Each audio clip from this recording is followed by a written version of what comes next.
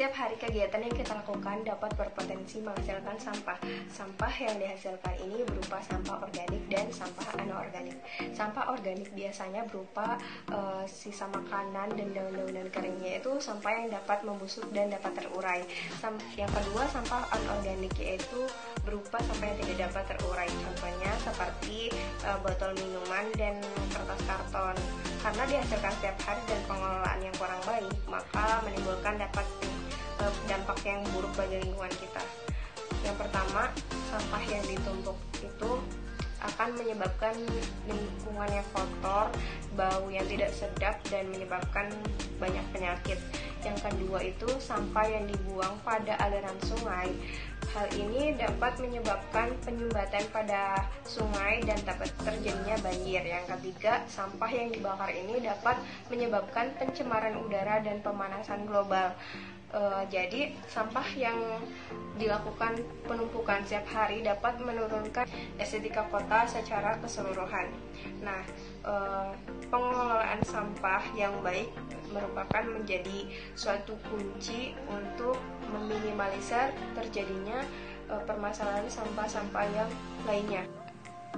Dengan prinsip 3R, yaitu reduce, reuse, dan recycle. Reduce merupakan upaya untuk mengurangi timbunan sampah.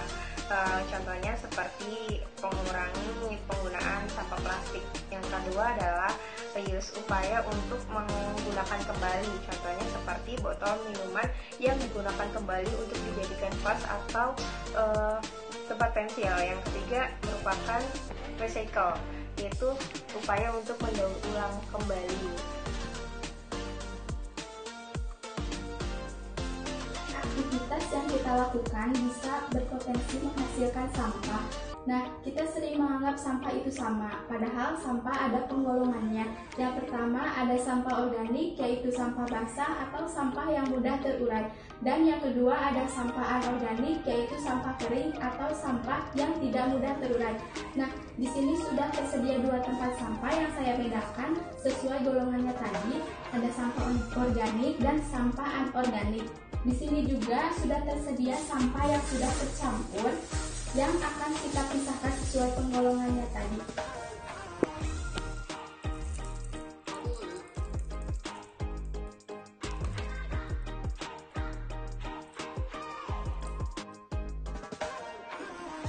Ini ada botol plastik termasuk ke dalam sampah anorganik, dan juga ini ada styrofoam termasuk sampah anorganik juga, dan sejenis plastik juga termasuk sampah anorganik. Pokoknya sampah-sampah yang kering dan tidak mudah terurai itu termasuk sampah anorganik.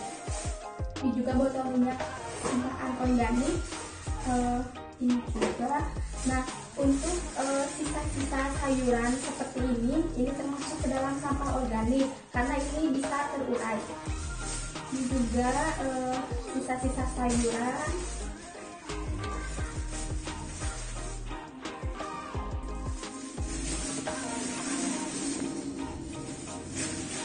Dan ini plastik termasuk sampah anorganik.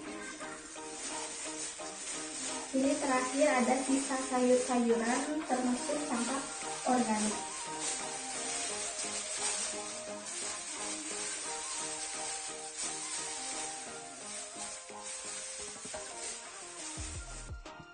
Setelah pemilahan sampah tadi, proses selanjutnya yaitu pengelolaan sampah agar si sampah tersebut menjadi nilai guna ekonomis atau tidak membahayakan lagi lingkungan hidup.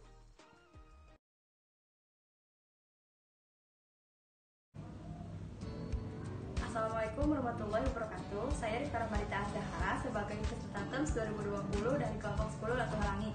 Di video kali ini saya bersama teman-teman saya akan menjelaskan apa itu penyemaian dan bagaimana cara mempraktikannya. Penyemaian adalah suatu proses menyiapkan bibit tanaman baru sebelum dipindahkan kepada lahan yang sesungguhnya. Penyemaian ini dilakukan dengan tujuan untuk mempersiapkan bibit terbaik agar nantinya menjadi tanaman yang terbaik pula.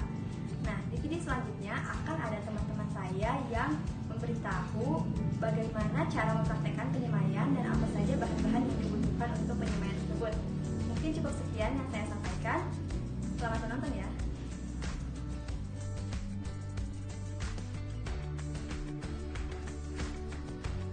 Assalamualaikum warahmatullahi wabarakatuh. Nama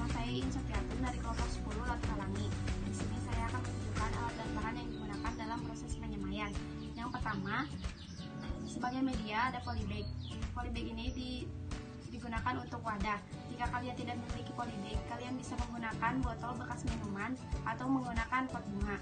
Yang kedua, tanah yang dicampur dengan sekam dengan perbandingan 1:1. Jikalau kalian tidak menggunakan sekam, kalian bisa menggunakan pupuk dengan perbandingan 3:1. Yang selanjutnya yaitu benih tanaman, yaitu benih dari tomat. Kami menggunakan benih ini untuk melakukan penyemaian di rumah saya. Wadah yang tadi dimasukkan tanah yang sudah dicampur oleh pupuk kandang.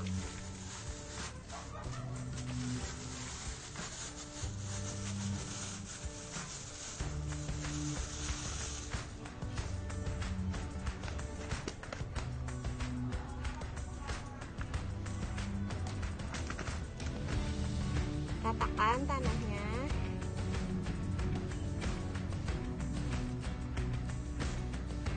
Dan siram dengan air yang sudah dicampur oleh pupuk organik tadi, cair. Semprot. Oh iya, for your information, apa sih namanya tuh nyiramnya dengan semprotan kayak gini ya, jangan pakai gayung. Usahakan jangan pakai gayung, semprotnya pakai semprotan kayak gini.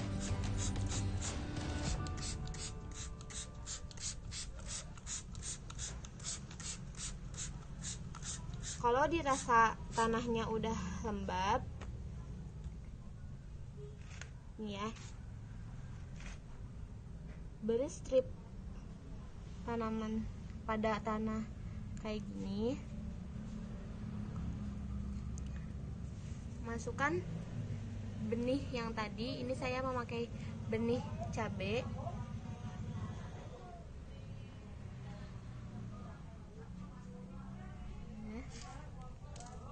Tutup dengan perlahan ya.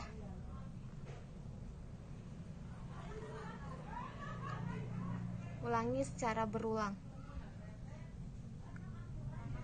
Kasih space antara yang tadi sama yang ini biar tidak susah untuk nanti memindah tanam.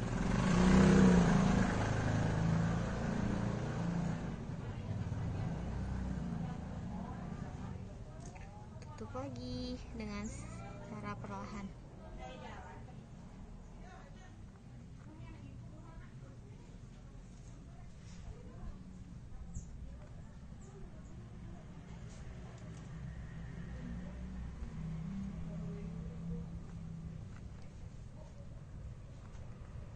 Sudah, lalu siram kembali biar perfect hasilnya ya.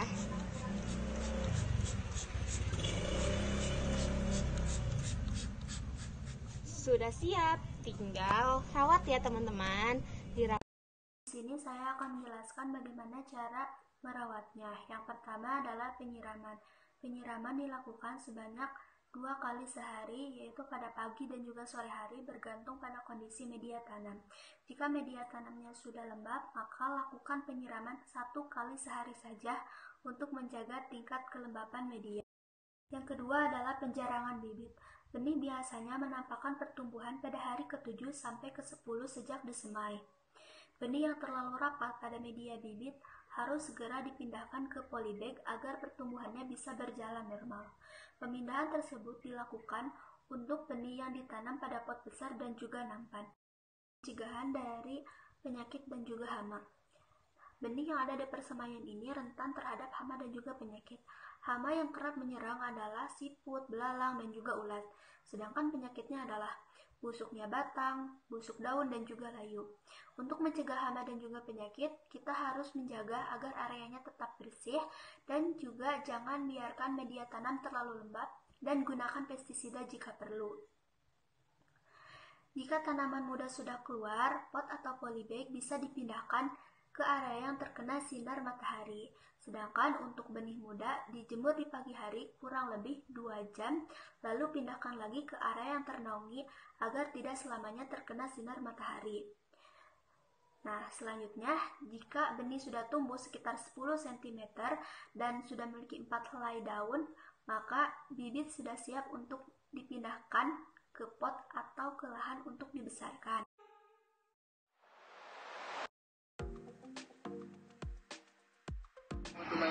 wabarakatuh.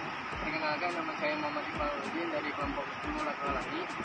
Tepat di belakang saya di sini merupakan daerah rawan bencana longsor, yang mana tepat di Kampung Petai Jaya, Desa Jaya Ratu, Kecamatan Sariwangi.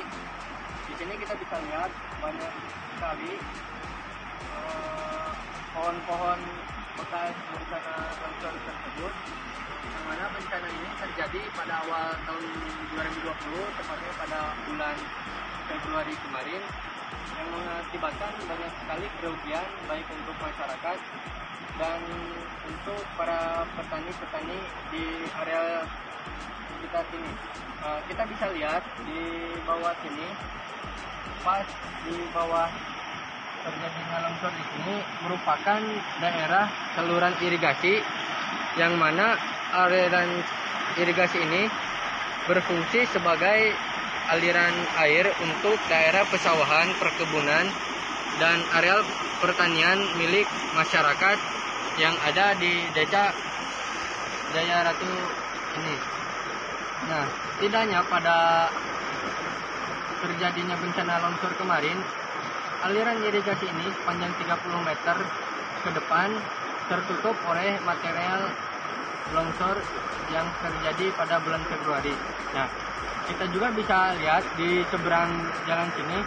Di sini merupakan areal pertanian persawahan milik masyarakat Desa Jaya Ratu. Tepatnya di sini, di sebelah sana ada perkebunan, di sini ada pesawahan. Pada bulan Februari kemarin terjadinya longsor ini mengakibatkan setidaknya setengah hektar areal pesawahan di depan ini tertimbun oleh material longsor yang